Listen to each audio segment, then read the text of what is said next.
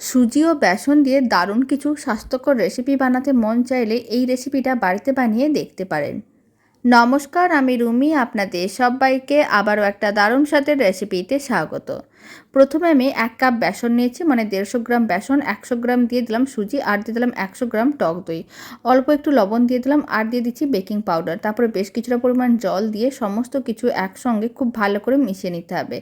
এখন দিয়ে দিলাম অল্প একটু কুচনো কারি পাতা, আর দিয়ে দিলাম চিলি ফ্লেক্স। আবারও খুব ভালো করে মিশিয়ে 5 মিনিট মিশ্রণটাকে রেখে দিয়েছিলাম। একটা কেক টিন নিয়েছি, তার মধ্যে অল্প একটু তেল ব্রাশ করে রেখেছিলাম, পুরো মিশ্রণটা দিয়ে দিলাম।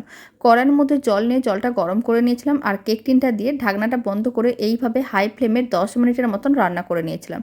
খুব ভালো করে রান্না হয়ে গেছে। এবার এটাকে ডিমোল্ড করে নিতে হবে। এইভাবে একটা হাতা নিয়ে সাইডগুলোকে আলাদা করে নিলাম, খুব সহজে ডিমোল্ড হয়ে গেল। তারপরে ছুরির সাহায্যে স্লাইস করে কেটে নিতে হবে। আপনারা নারকেলের চাটনি নাহলে বাদামের চাটনি দিয়ে খেয়ে দেখতে পারেন, খেতে বেশ ভালো।